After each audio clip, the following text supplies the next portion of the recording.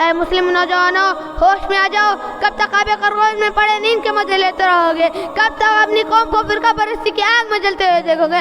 کب تک اپنی بہن بیٹیوں کی عزت کو پامال ہوتے ہوئے دیکھو گے؟ اٹھو قبل اس کے کہ تم پر اللہ کا عذاب نازل ہو جائے۔ ایسے میں جب حق پرستوں نے کلمات اللہ کو بلند کرنا چاہا تو باطل پرستوں نے حق پرستوں کے خلاف محاذرہ کی۔ کبھی ان کے مسجدوں کو منہدم کیا گیا، کبھی ان کے مدارس مقفل کر دیے گئے، نیز اسلام اور اہل اسلام کو صفحہ ہستی سے مٹانے کی ناپاک کوششیں کی گئی، اور اللہ اور اس کے رسول صلی اللہ علیہ وسلم کی اطاعت کرتے رہے تو دنیا کی دیگر تمام قومیں قدموں میں گرتی رہی، کامیابی قدم بوس ہوتی رہی۔ لیکن جیسے ہی ہم نے اللہ اور اس کے رسول صلی اللہ علیہ وسلم کی احکامات کی نافرمانی کی تو ہمارا زوال شروع ہو گیا، ہم ذلیل و خوار ہو گئے۔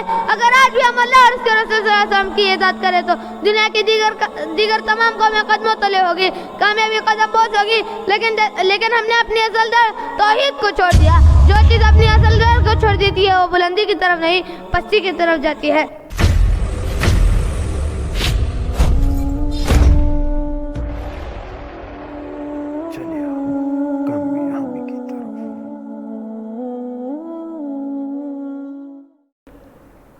آج کی اس محفل میں میری تقریر کا عنوان ہے، اے مسلمانوں، کیا اب بھی وقت نہیں آیا؟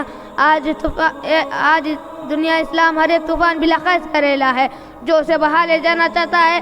میری مراد اس سے جدید و تمدن و معاشرہ ہے جس نے سیرت و کردار کو خراب کر دیا ہے اور لوگوں کو منکرات و محرمات میں مبتلا کر دیا ہے۔ ایسے میں جب حق پرستوں نے کلمات اللہ کو بلند کرنا چاہا تو باطل پرستوں نے حق پرستوں کے خلاف محاذرہ کی۔ کبھی ان کے مسجدوں کو منہدم کیا گیا، کبھی ان کے مدارس مقفل کر دیے گئے، نیز اسلام اور اہل اسلام کو صفحہ ہستی سے مٹانے کی ناپاک کوششیں کی گئی۔ معزز سامعین، کیا ہم نے کبھی سوچا، کیا ہم نے کبھی عقل استعمال کی کہ صرف ہماری زبان پر انگلی کیوں اٹھائی جاتی ہے، کہ صرف ہماری عزت سے کھلواڑ کیوں کیا جاتا ہے، صرف ہماری دین پر حملہ کیوں کیا جاتا ہے، صرف ہماری بہن بیٹیوں کی عزت کو پامال کیوں کیا جاتا ہے، صرف ہمیں اس ہستی سے نیست و نابود کرنے کی ناپاک کوششیں کیوں کی جاتی ہے، صرف ہماری عزت کے لیے، عزت اور وقار کے لیے اوروں کے دل کیوں سنگ ہو جاتے ہیں؟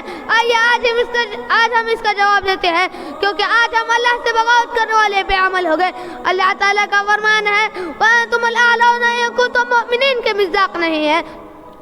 رسول اللہ صلی اللہ علیہ وسلم نے فرمایا ترکت فیکم امرین لا تضلوا ما تمسکتم بہما کتاب اللہ و سنتی۔ اس کو بھی ہم نے بالا طاق رکھ دیا۔ چنانچہ تاریخ شاہد ہے جب تک ہم نے اللہ اور اس کے رسول صلی اللہ علیہ وسلم سے محبت کی اور اللہ اور اس کے رسول صلی اللہ علیہ وسلم کی اطاعت کرتے رہے تو دنیا کی دیگر تمام قومیں قدموں میں گرتی رہی، کامیابی قدم بوس ہوتی رہی۔ لیکن جیسے ہی ہم نے اللہ اور اس کے رسول صلی اللہ علیہ وسلم کی احکامات کی نافرمانی کی تو ہمارا زوال شروع ہو گیا، ہم ذلیل و خوار ہو گئے۔ اگر آج بھی ہم اللہ اور اس کے رسول صلی اللہ علیہ وسلم کی اطاعت کریں تو دنیا کی دیگر تمام قومیں قدموں تلے ہوگی، کامیابی قدم بوس ہوگی۔ لیکن ہم نے اپنی اصل در توحید کو چھوڑ دیا۔ جو چیز اپنی اصل در کو چھوڑ دیتی ہے وہ بلندی کی طرف نہیں، پستی کی طرف جاتی ہے۔ اے مسلم نوجوانوں، ہوش میں آ جاؤ، کب تک آب خرگوش میں پڑے نیند کے مزے لیتے رہو گے؟ کب تک اپنی قوم کو فرقہ پرستی کی آگ میں جلتے ہوئے دیکھو گے؟ کب تک اپنی بہن بیٹیوں کی عزت کو پامال ہوتے ہوئے دیکھو گے؟ اٹھو قبل اس کے کہ تم پر اللہ کا عذاب نازل ہو جائے۔ تک یہ پیغام پہنچا دو کہ ہم اس عمر بن خطاب رضی اللہ عنہ کی جماعت میں سے ہیں جس سے بڑے بڑے جابر و سرکش حکمرانوں کے پیمانوں میں زلزلہ برپا ہو جاتا تھا۔ مسلمانوں، وہ کون سی طاقت تھی جس کے بل بوتے انہوں نے دنیا کو اپنا لیا؟ مسلمانوں، وہ ایمان کی طاقت تھی جس کے بل بوتے انہوں نے دنیا کو اپنا لیا۔ لہٰذا ہے مسلمانوں، ضرورت اس بات کی ہے کہ اپنے اوپر سے غفلت کی چادر کو اتار پھینکو، خواب خرگوش کی خراتوں کا غیر بات کہہ کر میدان عمل میں کود پڑو، کتاب و سنت کو اپنا لو، کلمہ حق کو بلند کرنے کا بیڑا اٹھاؤ۔ اس کے لیے اللہ تعالیٰ نے تم مومنین کی شرط رکھی ہے۔ ہمیں متحد ہونے کی ضرورت